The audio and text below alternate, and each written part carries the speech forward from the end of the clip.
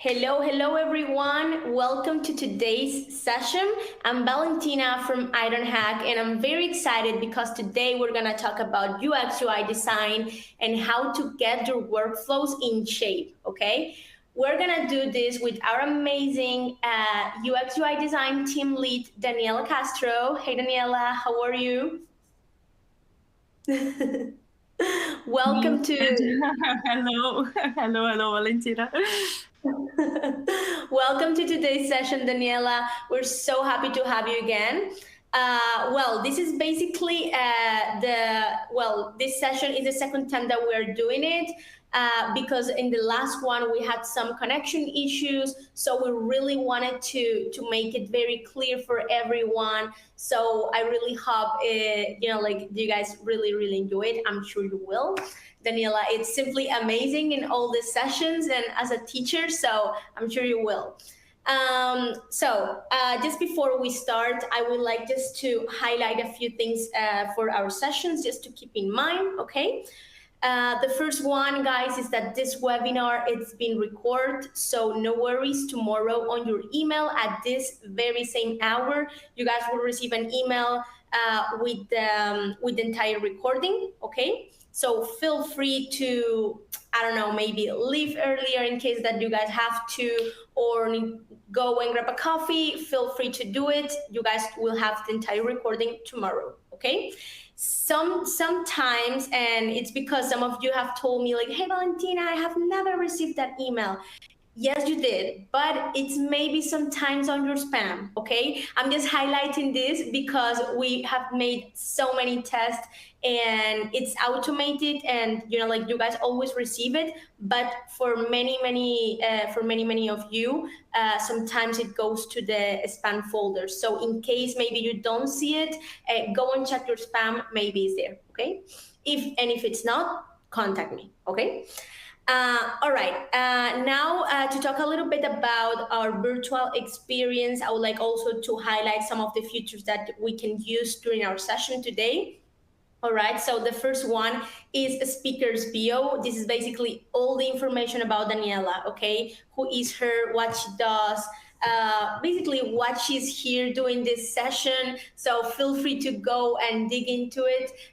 And the most important thing is that you guys have contact points with her, okay? As I said, she is our UX UI webinar queen. So believe me, she will love to connect with all of you, okay? So feel free to connect with her. And also you guys have her email, so also feel free to send her an email in case that you guys have any doubt, okay? Then we have related content, okay? This is key for today's session because in related content, you guys will find the link to the Figma file that Daniela will be using during the entire session, okay? So go ahead and click on it to have a look. Then we have our chat, okay? So in case that any of you haven't found the chat,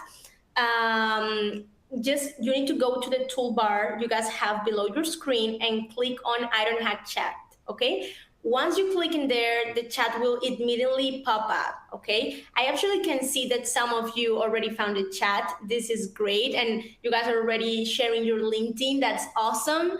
I love when all of you start to network. This is also one of the reasons why we're doing this session, so awesome.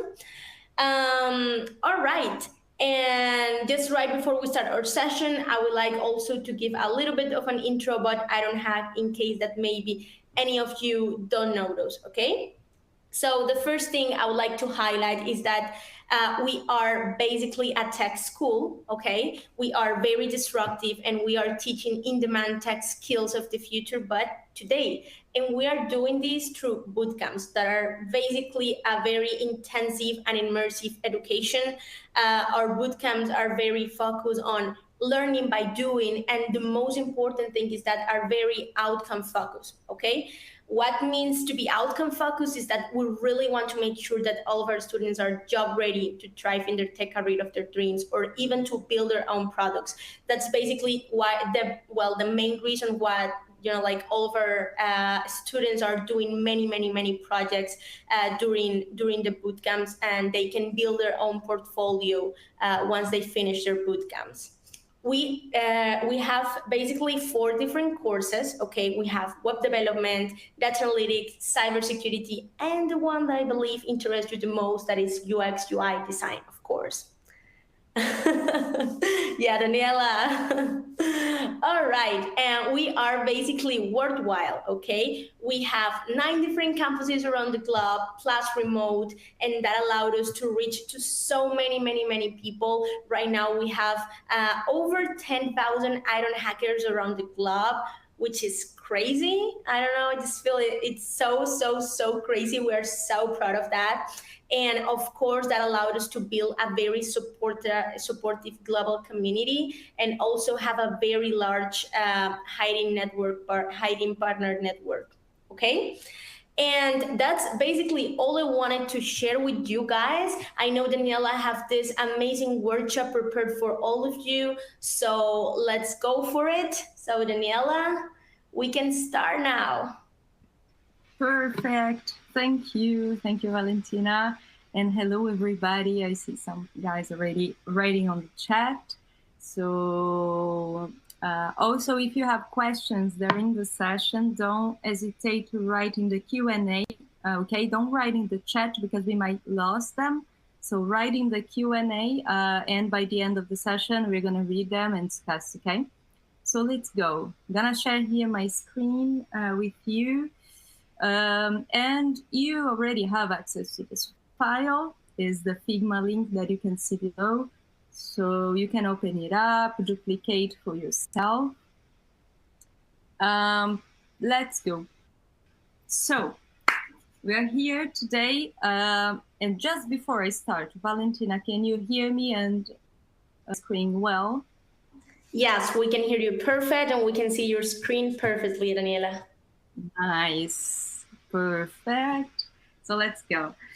Today we're going to talk a little bit about design workflow, and I prepared this session having in mind that you might be a designer already, or not necessarily a designer, but still you work with users and you want to make better products for them. So some tips and some steps on the workflow can help you also improve your work. If you are a freelancer, if you are, I don't know, a developer, a product manager, a PO.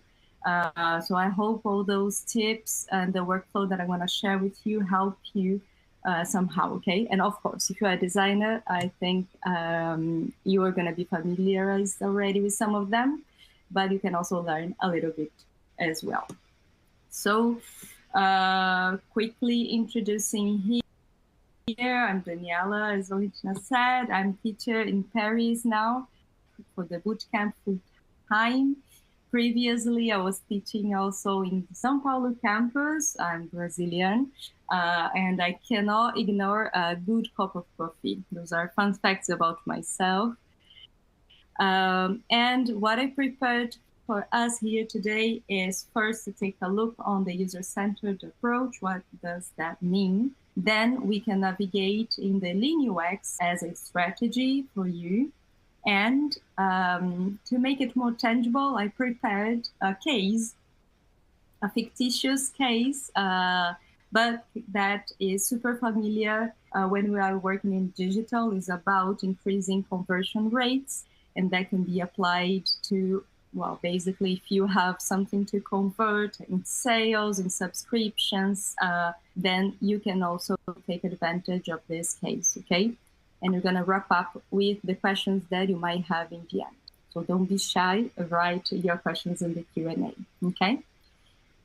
So starting with what does it mean, user-centered approach? So as a problem-solving methodology, so yes, we are here to solve problems, but we're going to solve problems differently.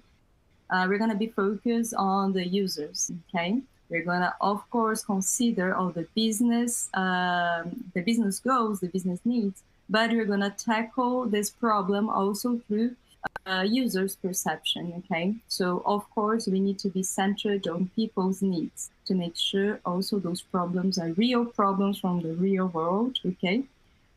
This is also any kind of user-centered approach you're going to use. It should be iterative. It means that you're going to think about something, you're going to have your idea, you're going to generate your idea, but you're going to use you're going to require user participation to keep improving it as you go, okay? So any kind of user-centered approach is basically based on those 3 pillars, okay? But today, we are gonna check more in detail what Lean UX is about, but you might be already familiar to design thinking. And yes, design thinking is another approach, is a different approach, user-centered approach to also tackle problems, okay?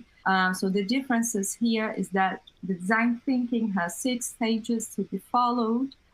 You can solve a big or a small problem and is super focused and has at its aim innovation, okay, and competitive advantage over your competitors, of course. But the difference here with the Lean UX, this methodology and this approach, let's say it's shorter because usually is applied by companies that are more sensitive to time, that has more budget limitations. So the Lean UX is also incorporating some Lean Agile methodologies and mindset, but still being user-centered, okay? So let's take a look more in detail here on what does it mean, those 3 guys, think, make, and check. So the think stage is the kickoff stage of this approach, in which we're going to go through some assumptions that you and your team might have. You can do some complementary research, but you're not going to do as much research as you would in design thinking, because the goal here is to take a little bit more of risk, but to be able to launch faster and with less resources, okay? So we're going to see how in a second, hold on. But the goal here is to be aware of the user's mental models, what they are their expectations, what they are already using, okay? We are going to also look through test results that we have, because the last step here is about testing what we designed. So those test results can also be a kickoff for your next sprint, let's say. And of course, some competitive analysis as research, but not focused on users, but focused on the current state of the market. And then when you think, when you go through the thinking stage, you're going to start making. So you're going to generate some hypotheses you want to check. You're going to develop your MVP, think about your value proposition, design some wireframe prototype, and already have the deployed code. So the make is really having that concretely so the users can use it. And finally, you're going to check if you were right or wrong about it, okay? So, for example, through usability tests, A/B tests, funnel analysis, if you are working with conversion, if you are converting more people than before, also having in mind your KPIs. So what are the most important metrics? And for metrics, for example, we can say the number of sales or the amount in money of sales that we have per month, hypothetically. So those KPIs drive your business, and you're going to be working on the design in order to, of course, increase those numbers for your business, okay? So this is the cycle. And we're going to go on the example following. We're going to go step by step on how we could approach, okay, a situation. But just before that, it's important to say that the Lean UX is not about just adding more and more features to our product, okay? It's not ignoring what you have right now and adding more things. Is about also how you can achieve the metrics that are important to your business. And to achieve the metric, you can work with what you have already and improve it, or add something new if you need it, okay? So that's also about understanding what the customer's problems we can solve, voila, and also generate the ideas. And the most important step that we shouldn't ignore is validating whether or not we were correct, okay? So as I said, it's a little bit more risky, it's riskier, slightly riskier than design thinking, because during design thinking, you are testing before launching, and then UX encourage you to launch and then test, okay? This is the big twist that we have from one approach to the other. That said, down here, we have one example. Okay, so I brought, and I'm gonna bring this guy to the front first. Bring to the front. I brought this canvas for us so we can break down a case together following some steps. So behind those three big pillars, think, make, check, how could you put this workflow in practice, or take some tips from this workflow to break down the problems that you are tackling currently or that you'll tackle in the future in order to improve in a more user-centered way, okay?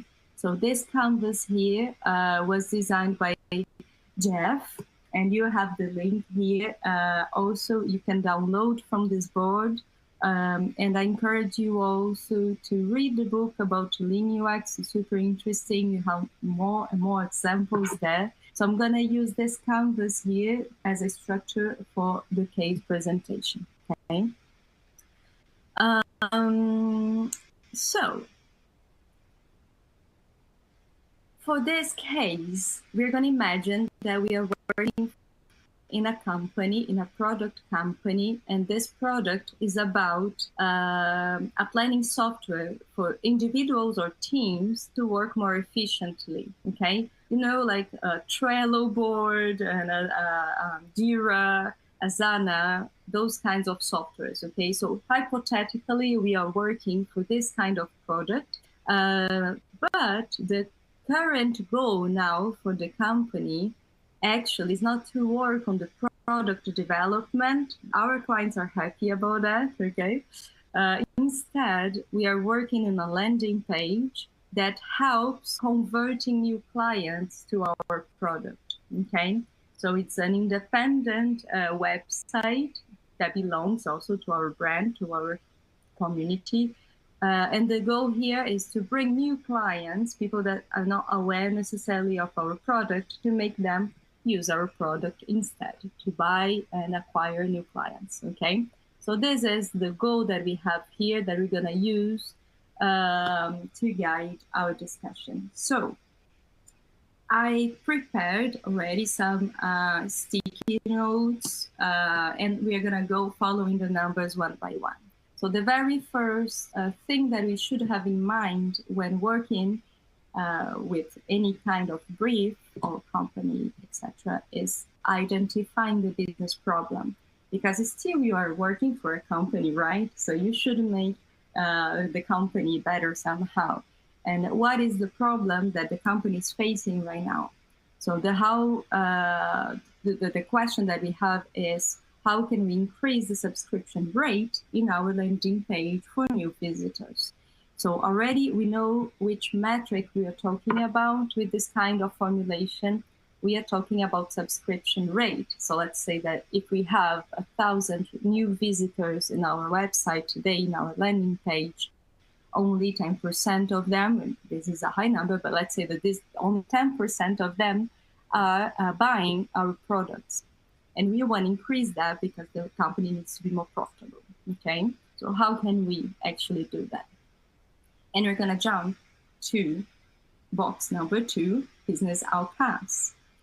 Every time that we talk about outcomes, we are not necessarily thinking about the deliverable that we're going to give them, a better landing page. Of course, we're going to give them a better landing page, but what is the change that we want to see, okay, on our customers concretely?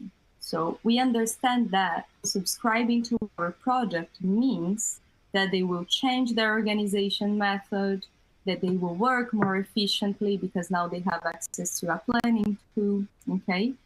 So subscribing to a product means expecting what and how this product can help me out, okay? You don't subscribe for something just because you want to subscribe, right? Woke up and feel like I want to subscribe. No, that's not a real outcome. The outcome is what they expect. So I put that to have that in mind. What they really want is to work more efficiently in the end, okay? So this is one first thought here. And the second is gathering some data of the current state of that indicator, the subscription indicator that we have, to understand how big, how small, how impactful the problem is. So again, fictitious numbers here, but let's say that the monthly website subscription rate is 15% for new visitors, okay? So this is the data that I took from a database. I'm pretty sure about it. And I'm also aware that the company's goal for this year is to achieve 32.5%. So we want to jump from 15% to 32.5%, which is a big, bold goal for the company. But still, this is what we are trying to achieve. So no matter what we redesign and we propose, we should have that in mind, okay? And I have some backup data here about last year's, year-to-date, the same month, but last year. So we can have an understanding if this is a good month, if this is a weak month, and how also this could interfere in your tests later. For now, it's just important to know the business goals, what we want to achieve, okay? That done, we're gonna jump to box number 3, which is understanding our users and our customers, okay? So customers, people that potentially can buy our products, or the people that are paying but not necessarily using our products. And also we have the users itself, okay? And here it's important to map all the information that you have about the users, different types, if they are B2B users, meaning companies buying from companies, or if they are B2C, final users buying from your company, okay? Location, profile, the needs. If you have personas mapped out in your process or by a design team, also bring that here because you're gonna need those insights later to be user-centered. Voila, okay? So I mapped here potential users that can be those new visitors, okay? So on one hand, we have the individual users, the freelancers, the entrepreneurs that are working alone and they're buying the tool for themselves. But we also have another kind of users that are the company's users, the B2B, okay? Teams, squads, groups that buy together a tool to be used by multiple users. But for this exercise, we're going to be focusing on individual users, okay? We're going to prioritize them, and that prioritization can come from, for example, those guys bring more money to our company than the other group, or we see an opportunity because we're not communicating well to them. So depending also on the knowledge that you have, the current state, that might change, okay? What else? Knowing the users, we're gonna jump to box number 4, user benefits. And there is a big important thing here. Even though Lean UX, by the book, is not super focused on research and takes more risks, it's important to understand the risks that you can take and the risks that you cannot take in a company, okay? Understanding how impactful that risk can be. So what I recommend here, my personal touch to this canvas here, is to classify the user benefits, what you understand that are the user benefits, in 3 columns. One for certainties, meaning you have data to prove it. The second, suppositions, let's say assumptions, that you are almost sure about, but you don't necessarily have data to prove it. And doubts. You might have doubts. You might not know, okay, what are the user benefits. You never thought about it, or you are not sure about it, so you can also make doubts, okay? And based on that and how critical this is, this whole problem-solving thing here is critical for your company, you might do some research. So important to say, this canvas here is not something to be done in like 1 or 2 hours.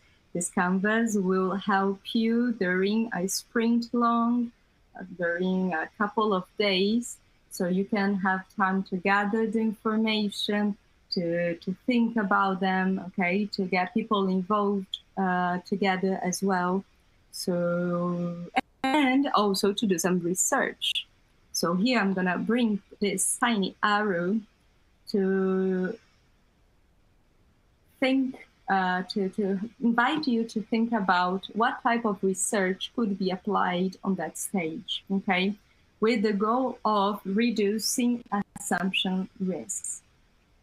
So depending on the assumption you have, depending on the doubt you have, you're gonna select one of the several research methods that we have available, okay?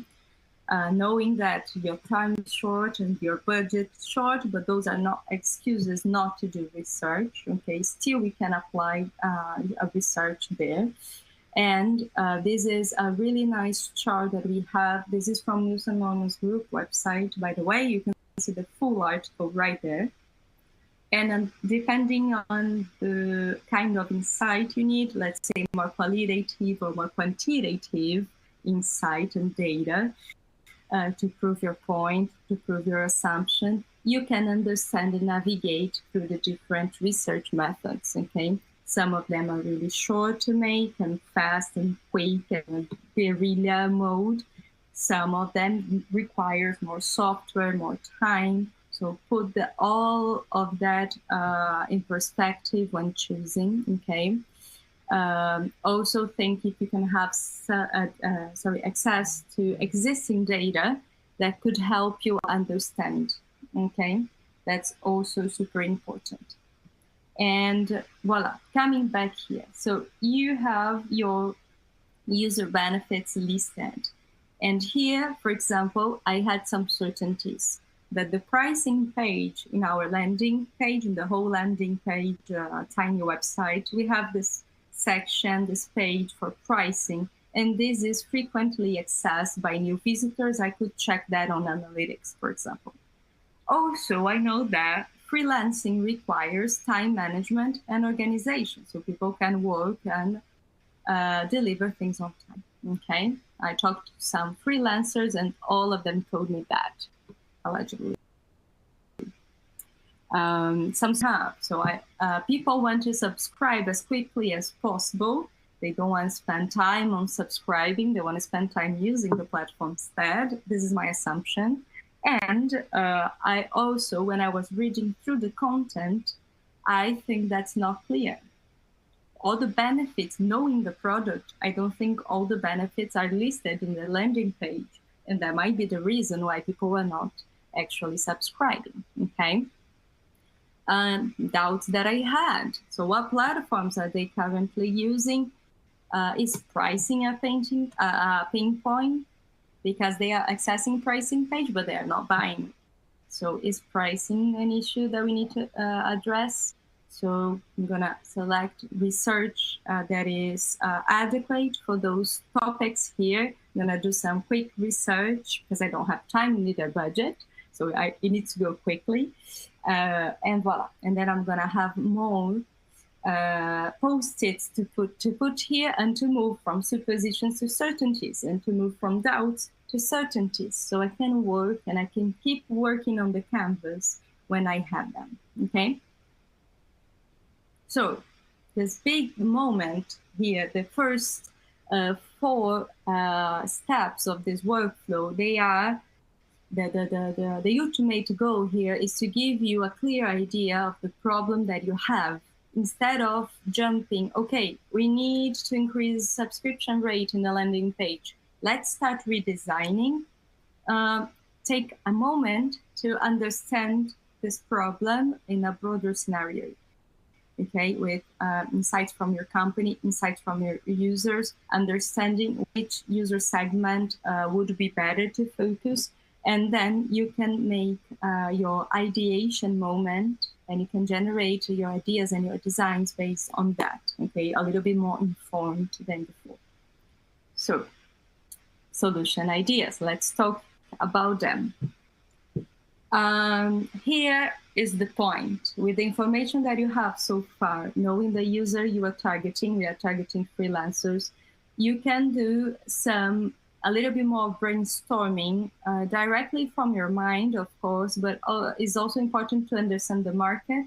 So take a look on the competitors that are targeting the same audience, that have a similar product, for example, to see if you have the same features they have, or what features you might be missing, or how they are presenting the content, what are the keywords they are using. So that will inform your design decisions way better, okay? From the whole competitor analysis here, I brought some insights. For example, all of the competitors I looked, they offer a free trial that is usually 7 days long, okay? Also, there is a free plan option for freelancers, but they have limited access to the whole features our product has. So they have some features for free, but if they want to use more, they need to pay. So it might be a nice and interesting way to bring users easily, okay? And lastly, also they have a quick subscription process with Apple Pay, Google Pay, PayPal, and other similar payment tools. So they don't need to put the credit card information or nothing like that. They just click and pay, basically. So nice to know that our competitors are doing that. Let me ideate on top of that. So free trial, yeah, this is actually something that we could do to invite more people to join us. We could also improve writing, given that the communication is not that clear. We could reduce the amount of information asked on the forms. We are asking so many details in order to profile our users, but I think it's better to have them and then profile them in a second moment. So we reduce the information that we are asking the first time. Also, a feature that came to my mind, or a section in the website, we can compare all the features that we have with our competitors, because I know our product is pretty good and we offer everything everybody offers. So to put that comparison in mind might help them subscribe to ours instead, okay? Ideation done. The question now is, how do I follow? What can I do with the time and budget that I have, okay? And this is where the step 6 takes place. Prioritizing and stating your hypothesis, okay? So from everything you learned so far, from box 2 to 5, you're gonna state some hypothesis, and you have this given template here. We believe that business outcome will be achieved if user attains benefit with this feature, okay? So you can use this template to write down your hypothesis, because we need to check, right? The last step of Lean UX is to check.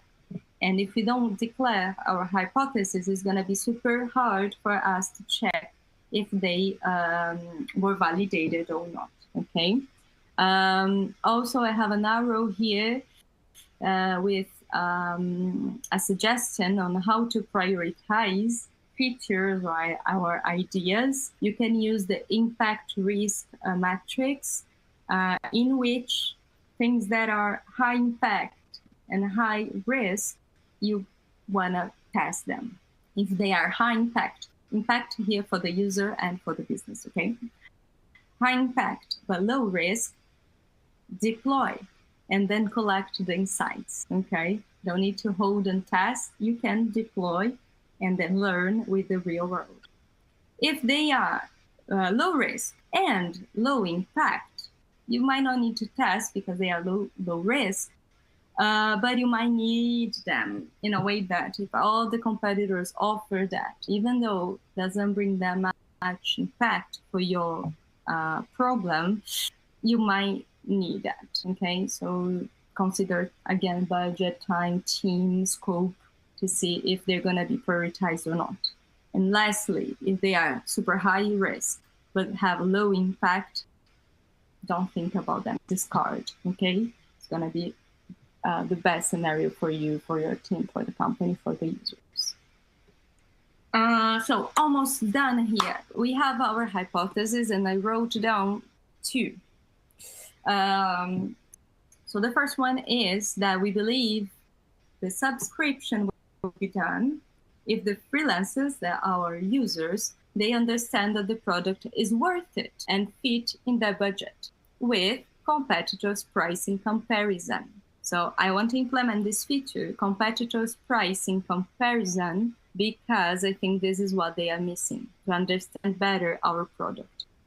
Second hypothesis that I have, that the subscription will be completed if they organize their daily agenda quickly with a free trial account. So from all the features that our product already has, daily agenda is like a to-do list, something that we have and that we can offer to freelancers for free.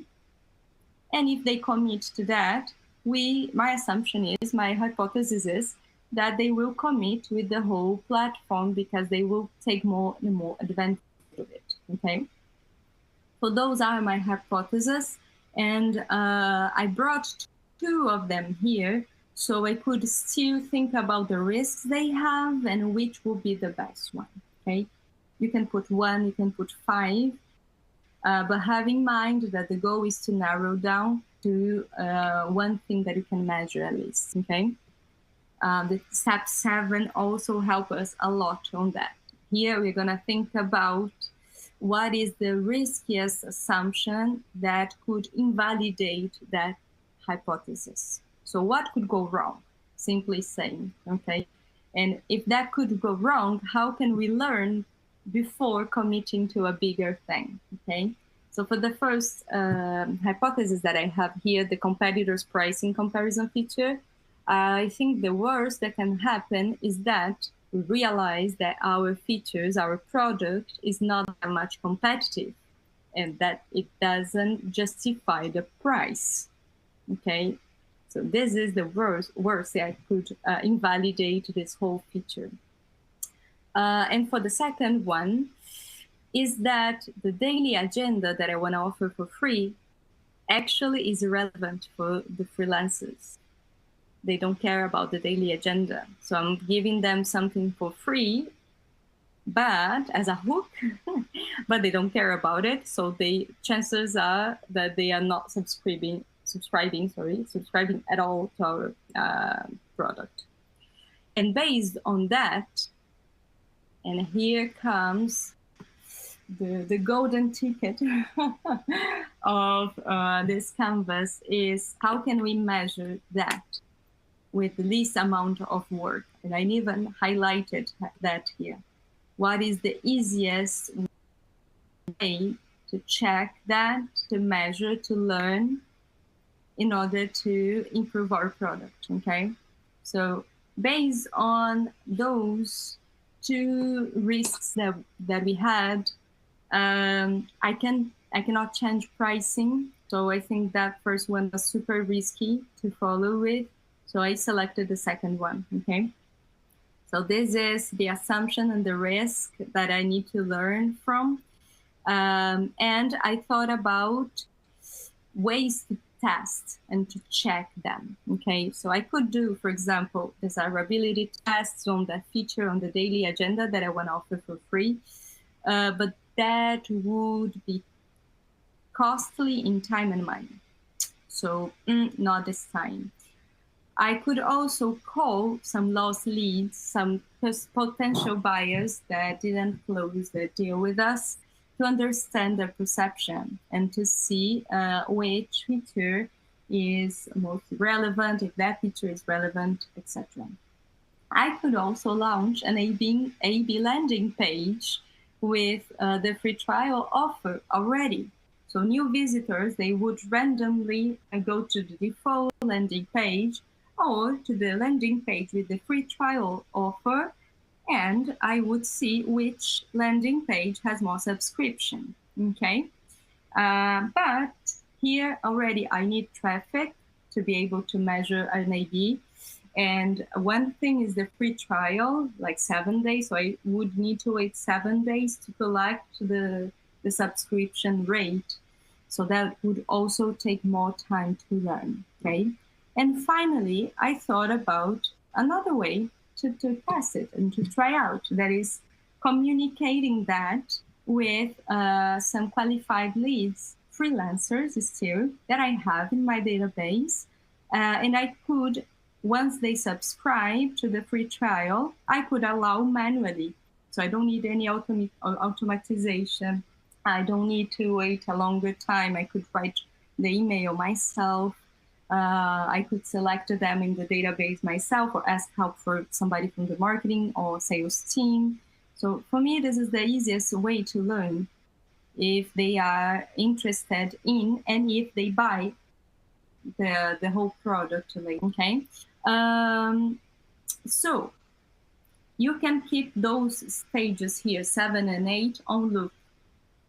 The more you test and you try out, the more you learn, and the better your product, your new feature, your improvement will be, okay? I talked a lot already, I know, but I'm wrapping it up here. Again, don't hesitate to write down your questions if you have them. What we just saw with this canvas is that the think stage can be broken down into steps 1 to 4. The make stage can be broken down also steps 5 to 8, okay? And the check, the final step, the final stage on Lean UX behind this workflow is measuring the results, okay? The results that we expect, that we listed here. So how could we measure that? And I'm gonna talk a little bit about test strategy and how to set up the goals, the tools that you should have, okay? So the first thing here is having a good screener. Screener is the target profile. So I know that for somebody to be qualified for this test, they should be freelancers working on digital. Okay, this is the profile, the user profile that I have. They also organize their work digitally or offline. It doesn't matter because we have seen people that migrated to offline, like notebook organization to our product before. So that's fine. But it's super important that they don't know yet our product, because what we want to learn is from a new visitor, a new person checking our website for the first time, how impactful this feature will be. So when I talk to the sales team or marketing team to bring me some leads, qualified leads, I also need to make sure that I could reach out to those guys here, okay? This is the first thing, no matter which test you're gonna make. The second thing is to have a clear goal. And my goal here is, what do you want to learn from this test? So as you see, this is super closer to the user research strategy, because tests are also user research, okay? They are evaluative user research. So I listed from the ideas that I had for on how to check this whole free trial, I listed some goals. So the desirability test would give me user's perception. I would understand the user's perception. That's not exactly what I want now. Calling the lost lead, the same thing, how they value the product. This is not exactly what I wanna learn. Launching an A/B landing page. Now, okay, I would understand if the free trial is appealing because they could register for the free trial, okay? And also later, I would understand if people that do the free trial, they are subscribing more to my product. So I could also check the subscription rate, even if it takes more time. If they finally convert more, that can be a nice thing.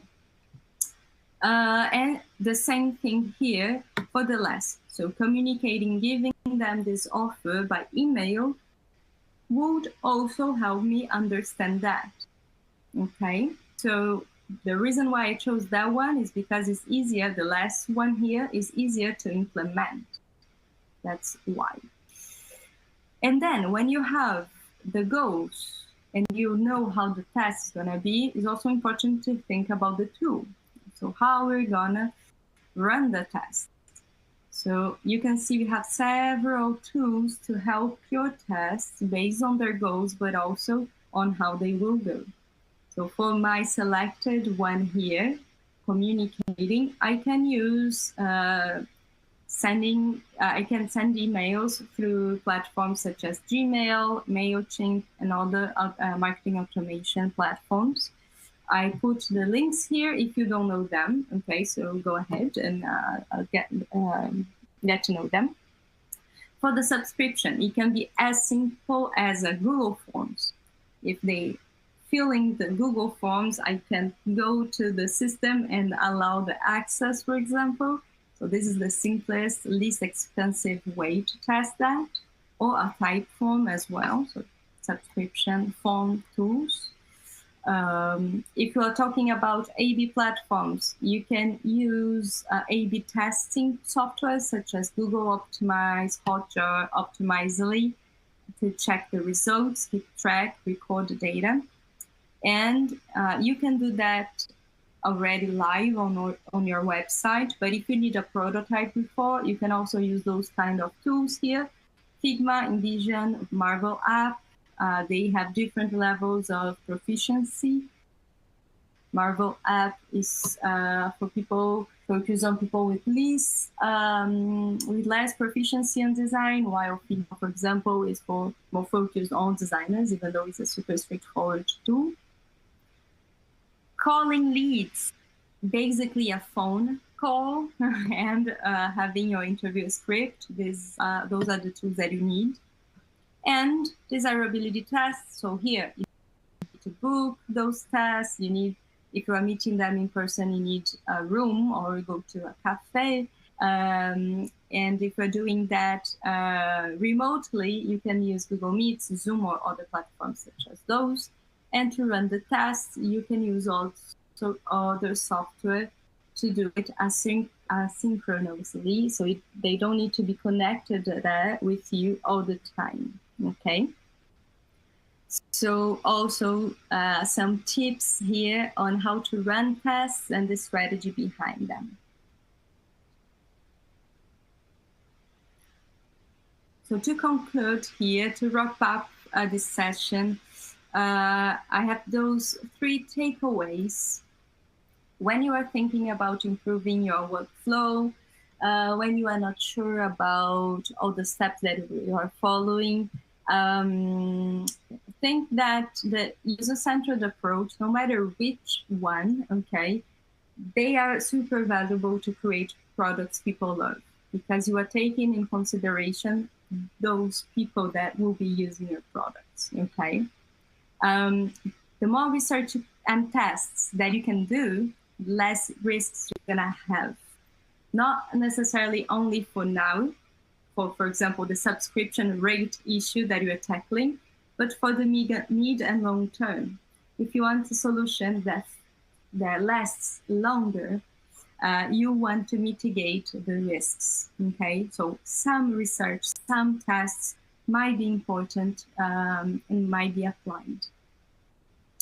And the last one is that you don't need to change all your workflow, okay? You can add one thing here and another thing there to improve your workflow.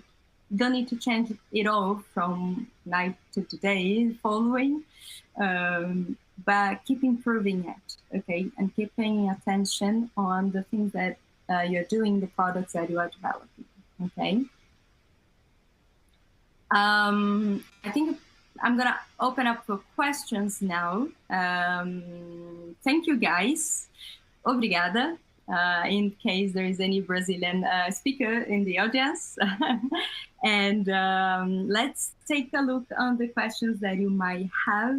I'm gonna stop sharing my screen for a second. Awesome, Daniela, thanks a lot. And yes, we actually have a couple of questions. So just give me 1 second so I can share them. Okay, here's the first one. Cool. Miss the intro, no problems. You're going to receive the recordings. Is Lean UX aimed at helping designers to come up with improvements on specific features that are already working, or can the methodology be also used to plan, design a product from scratch? Both situations, okay?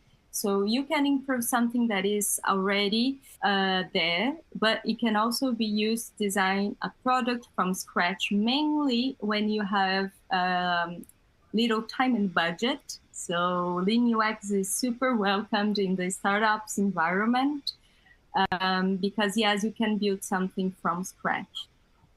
Usually, when you are, let's say, joining a startup, they might have already an idea about the product, an idea about the MVP. They might have or not the product developed. So you can help them also focus on the users as a strategy, okay? As a strategy to differentiate from the competitors, to bring value, and to make the products that the people will actually use because they're solving real problems, okay? And I truly encourage you to take a look on the Lean UX book because they also cover some examples on that. Awesome. And we have this question from Joanna as well. Okay. How to raise your doubts to a designer when, for example, he doesn't take into account accessibility so that he or she does not receive these comments personally? Okay, super important question. I see some tension here. Here, I think we are also discussing a little bit of maturity and how people work together. So the more objective you can be in showing things that are working and that are not working concretely, like giving examples, it might be better with taking things personally, okay? So to give you one example, if the person came up with a design that you think is not appropriate to accessibility, you can ask, you can show an example of what would be working. So if this is color related or proportions related, so people have more area to click, for example, you can show another competitor, direct, indirect competitor, and explain how you see that this is working for accessibility, okay? more than saying that her or his design is not working. But also, I think it's important to understand what are the principles behind the design team. So there is a website called principles.design, if I remember well, or if you Google design principles, you're going to see it's a yellow website in which you can follow many companies' principles. If accessibility is not one of the principles, it might be harder to discuss because the whole company doesn't understand that this is something important, okay? So I think this is part of the answer. And a tiny last comment that I would add here. So how to raise your doubts.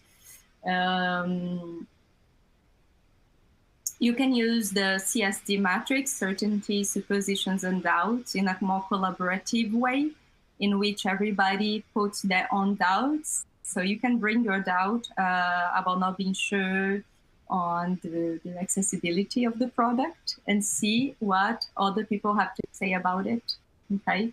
So if they also have data, if they also have how to support their point of view, okay, you don't have the doubt anymore. But if they don't, then you say, okay, let's do accessibility tests to cover that doubt quickly. Or let's look for accessibility guidelines. And then you can use that as a standard. Oh, that was a long answer. I hope awesome. Thanks a lot, Daniela. And yes, people is answering that, yes, that great tip and that they didn't know that side. So awesome. Good. I hope you guys enjoy.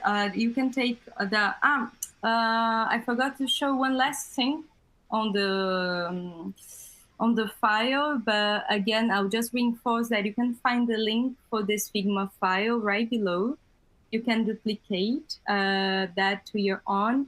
And here in the very end of the file, you have some resources that I left for you, okay?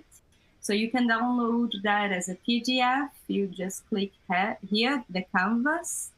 And also you have some readings here, Introduction to Lean UX, and also the book, okay? So enjoy those resources as well. Thanks a lot, Daniela. Thanks a lot. And thank you for answering. I would like just before we wrap up, I would like just to add that in case that you guys want to take the leap into UX UI design, do a career boost or even a career change, feel free to take the leap in the link that I'm sending right now in the chat, okay? In this link, because I know we usually have a very international audience, in this link, you guys will be able to see the entire information about the UX UI design course, the different locations, languages that we have, you know. So feel free to dig into it. And thanks a lot to everyone for attending today. And of course, thanks to Daniela for hosting this amazing workshop. Thank you everybody. I'm reading all the comments here. You are so lovely. Thank you for the links. You are so fast as well. Cool. Great. So I wish you all a wonderful afternoon, and I guess I will see you all in our next session, okay?